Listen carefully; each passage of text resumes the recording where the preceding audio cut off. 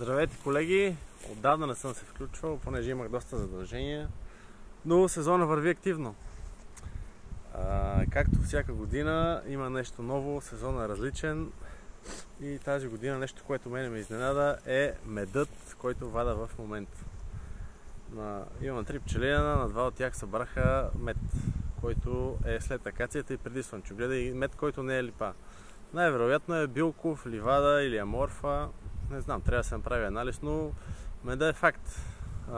Вчера извадих от един пчелин, да кажем нещо покрай един магазин, малко е по-рехав от кошерно, 7-8-10 кила ще има.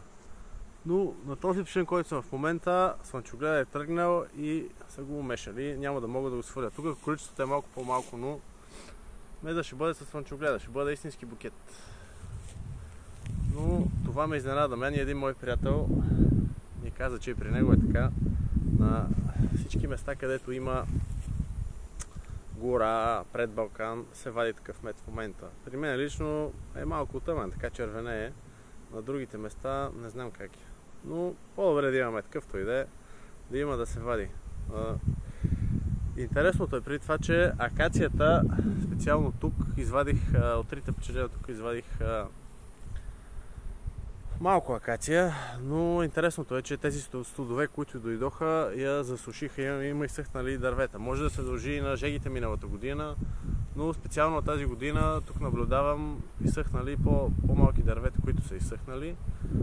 Между другите пчели на същия район на 5 км, пак има друга акациева гора, там има повече дървета изсъхнали. Тук имаше пожар, между другото. Аз мислих, че заради пожара на този пчелин, но на другия също там нямаше пък изобщо мед и имаше също изсъхнали дървета. Мисълта ми, нямаше мед за свалена акация. Имаше по магазините, имаше по плодниците, но на един мой пчелин, който е в голема акациева гора, там извадих доста добра акация. В смисъл за мен, аз съм доволен. Не искам да говорим за количества и прочие, но доволен съм. И като цяло това ме изненада тази година. В нашия район, в пред Балкана и в Балкана, в балканските села, доста хора, които практикуват подвижно, ходят и вадат доста акация. Като количество наистина задоволяващо, магазин 2. Тази година поради студовете, края на февруари, началото на март, нямаше никаква акация там.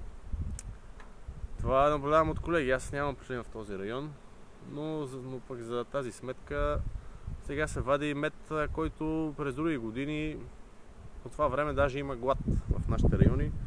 Но тук се вади мед, така че по-добре е да има. Започва слънчогледа, минуса, който виждаме, че засуши.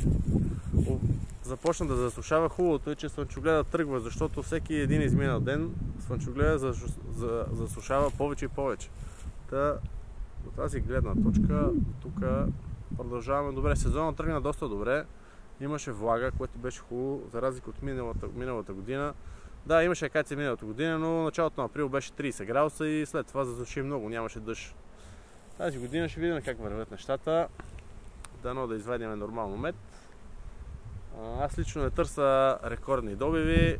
Да, са нещо нормално. Между 2 и 3 магазина на кошер ми е напълно достатъчно. Не виждам смисъл от повече. Имаме една местност Златията, се води, село Златия и село Разград, те са едно до друго. В тази местност се вади най-много мед в слънчогледа в цялата страна. От мой приятел чувам, че се вади между 40 и 60 кг, като пащата повтаряме една. Просто земята е много силна. И добивите също са рекордни там на черноземе, добивите са рекордни. И на царевица, жито и прочее, и слънчоглед. Но не на празно там местната фирма АСЕМ има най-много слънчоглед. И най-много, не само слънчоглед, най-много посеви имат блокове по 5000 декара. Са назимали под аренда, защото земята е доста плодородна. И така, колеги, майкопроизводството приключи. Имах едни 60 маточника да мина последно по нуклеусите, но и в двата кошера 2 свещеви майки ми ги изядоха. Но случват се тия работи. Затова човек трябва да залага в повече и повече кошери и по-добре да ги изхвърляш, отколкото да нямаш. Но както и да е. Аз за мен си произведох определен брой майки, достатъчни са ми. Ще сменя майки есента, сега също сменявах и така. Продължаваме, опитваме с нови видове селектирани пчели. Има разлика на този пчелин, то сега не се вижда. Тук отпред са 4 ряда кошери, отзад са 3. Долните 3 лева са само селектирани майки, има разлика.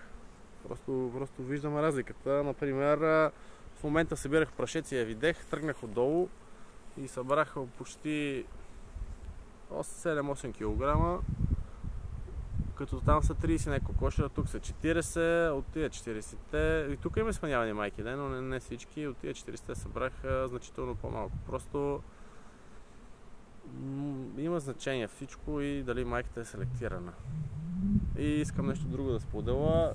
Клипът стана дълъг, но в интернет много хора качват някакви снимки. Майката много добре работи, тази майка много добре, извадят една рамка, снимат я, всичко е добре. Рамката е цялата в пил, но като видим, че държат рамките с ръкавици и просто ефектът се губи от удоволствието да работиш. Аз също съм бил така, да не кажем 2-3 години, но губи се удоволствието от работа с ръкавици. Само хора, които не са работили с ръкавици, могат това нещо да го потвърдат.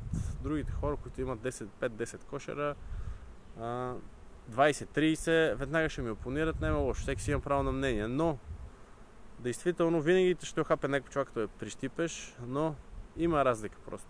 Просто има разлика да работиш с и без ръкавици. Гумените ръкавици ми дишат, кожените са доста дебели, неудобни, самите ръкавици дразнат пчелите, но има значение да работиш без ръкавици. Специално при мен тази година няма агресия. Дори от черните пчели, които имам, няма агресия. Дали от района, не знам, но в моменти, в които имат агресия при едните, пред другите виждам, че са по-спокойни. Също така се случва, определени има и жълти пчели, тези, които са селектирани, които са лоши, но няма начин да не е така. Определен процент винаги ще е така, най-малкото заради търтите, с които са се оплодили и дават наследство. Но забелязвам, че при кошери с черни пчели се получават жълти търтеи, т.е. гените започват да се смесват и след определено време ще се получи един положителен ефект. Поне в моя пчелин. Моите пчелини са изолирани и трите, мога да кажа. Двата със сигурност покрай мен няма пчели, така че никой не преча. Но за мен е положителен ефект. И ще ви дам един пример. Дойде един приятел да му даме ни от водки, да му ги настана, донесе съндъчетата, влезе в пчелина и седи в колата и не смее да слезне. Беха двама и аз му казвам, слез, нали? Не искам да кажа имена, защото ще се разпознае другия човек, за който ще коментирам. И той не иска да слезне. Я викам, слезни, нахапат пчелите. И така си свалих си булото и му показвам, че няма проблеми, нали? И той вика, там при мене има един човек, който като мина покрай кошерите винаги ме нападат. Същия човек в групите постоянно пише за българската медоносна пчела и колко си е добра, колко ние сме развалили генофонда, хората с изкуствено оплодени пчели и прочие и колко ние сме виновни за всичко. Както каза един приятел, те не гледат кой има много пчели и ври от пчели, а се фащат за такива работи, примерно за местната порода пчели. Местна порода пчели за мен лично няма, защото няма нищо изолирано и някой да каже, това е местната порода пчели. Просто това са пчели, които постоянно роят и се самооплождат, не се изолират качества. Ако вече се изолират качества, е друго. И примерите може да ги видите във всички животноводи около вас, във всички земеделци. Никой не гледа така. Оригиналния сорт домати от, мисля, че беше от Централна Америка или от Южна Америка, или картофи. Оригиналния сорт картофи, всеки гледа нещо генно модифицирано, за да получи нещо успех. И всеки има за цел нещо. Сега това е положението, всеки си гони неговите цели. Но като цяло неселектираните пчели са по-лоши, хората там работят с ръкавици. Това е истината. И така, колеги, пожелавам ви успех. Сваляме мед леко по леко, върват нещата, времето се затопля, но бориме и това е. Успех, колеги!